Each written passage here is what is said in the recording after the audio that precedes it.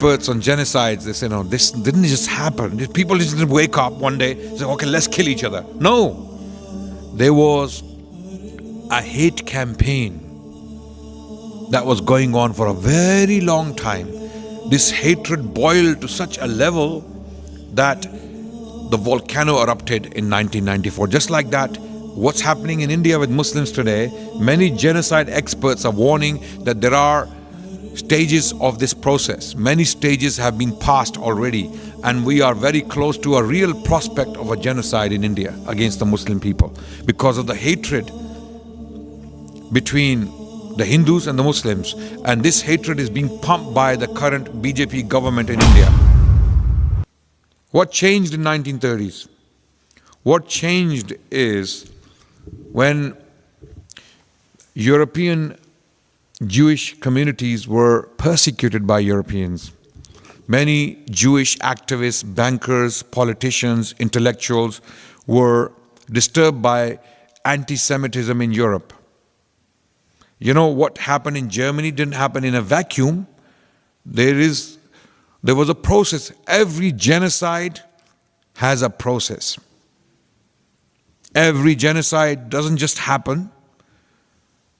When you study any genocide in human history, you will see that there was a process behind that genocide. What people are saying about India now, the Muslims of India are facing the prospect of a genocide. And many genocide experts are warning people who studied the Rwandese genocide that took place in 1994, whereby 1 million people were killed in Rwanda. 2 Rwandese tribes fought each other, the Hutus and the Tutsis. 1 million people were killed in 100 days. In 100 days. That's approximately 10,000 people every day. In 1994.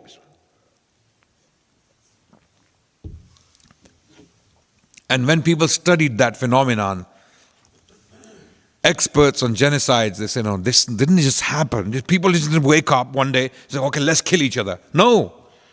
There was a hate campaign that was going on for a very long time. This hatred boiled to such a level that the volcano erupted in 1994. Just like that, what's happening in India with Muslims today, many genocide experts are warning that there are stages of this process. Many stages have been passed already, and we are very close to a real prospect of a genocide in India against the Muslim people because of the hatred between the Hindus and the Muslims. And this hatred is being pumped by the current BJP government in India. They are specifically instigating for a genocide. So, this genocide that took place in Germany against the Jewish people, it has a background.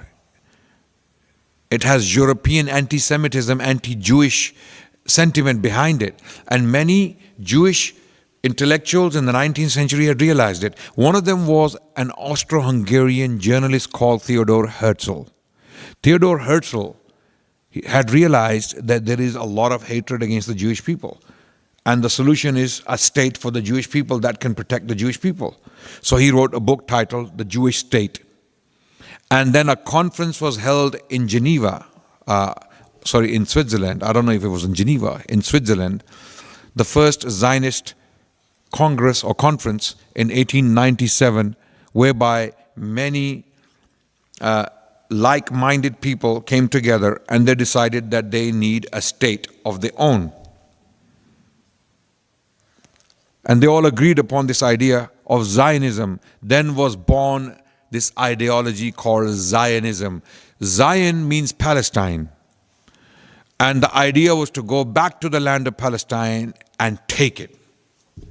By hook or by crook, take the land.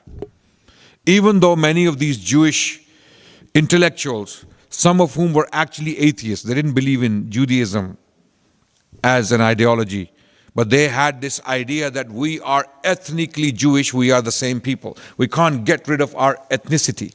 We can't get rid of our blood, our DNA. Therefore, we are Jewish by that virtue. because we come from that origin. They didn't actually believe in the religion. Many of them were atheists or agnostics. Are you with me so far? Yes? Right? So, many of them were disturbed by this anti-Jewish sentiment, blowing through Europe. Just like there is Islamophobia, deliberately pumped Islamophobia. Similarly, we had anti-Semitism in Europe going on. And many of them were disturbed for the right reasons. What do we do? The solution was, let's take the land of Palestine from the Palestinians. At the time, Muslims. So, they start to work towards acquiring that land, by hook or by crook. So, Theodore Herzl himself, he went to Sultan Abdul Hamid, the then Ottoman Sultan, and he offers him to free all his debts he owes to Europeans. The debt he owed to Europeans, we will pay off the debt. Just give us the land of Palestine. Sultan Abdul Hamid refused flatly. This is, by the way, recorded history. This is from the memoirs of Theodore Herzl himself.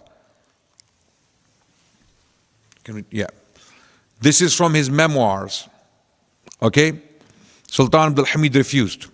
There was no real prospect of that. Then comes the First World War. And in this World War, the British managed to take the land of Palestine. Why? How? Long story. What was the Zionist connection in this? A very good question. A very good question. Okay? So again, this is where this group of extremists, this group of people called the Zionists, separate from the Jewish people. Jewish rabbis, Orthodox Jews, they don't believe in this. They did not favor this theory of a state, because they believe that a state can only be established when the Messiah comes.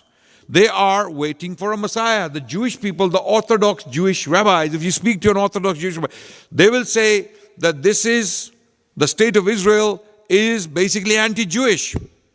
It goes against basic Jewish ideas or ideals. This is not Jewish. It's not a Jewish enterprise. Yes, you will see many Orthodox Jews living in Israel, but they don't agree with it. And we have seen them lately in all these marches and protests, giving interviews that this is not in our name. What's happening here, we have nothing to do with it. So this is where this separation between Orthodox Jewish communities, Orthodox rabbis or Orthodox Jewish religion and Zionism takes place. This split. Zionists basically are a group of people who favor this idea of snatching, literally stealing away the land of Palestine by hook or by crook from the Palestinians. This is what the idea constituted. This was their modus operandi. This is what they wanted to do. And they made it happen. So, this group became very active politically. So active that in 1917, when General Allenby, a British colonial general, took the land of Palestine and the city of Jerusalem in 1917, the then Foreign Secretary of Britain called Arthur Balfour, for some reason, promises the land of Palestine to the Zionist community, not the Jewish community, to the Zionists, Then the leader of the Zionists in Britain was Lord Rothschild. He writes this letter to Lord Rothschild and promises him that the land of Palestine will be given to you. This is not even now secret history anymore. This is not a conspiracy theory. Okay? There is an elderly Rothschild alive today. His name is Jacob Rothschild. He was interviewed lately. And he boasted about it. Yes, it was my great uncle who was given the land of Palestine by Arthur Balfour. Why? What caused him to do that? Very good questions.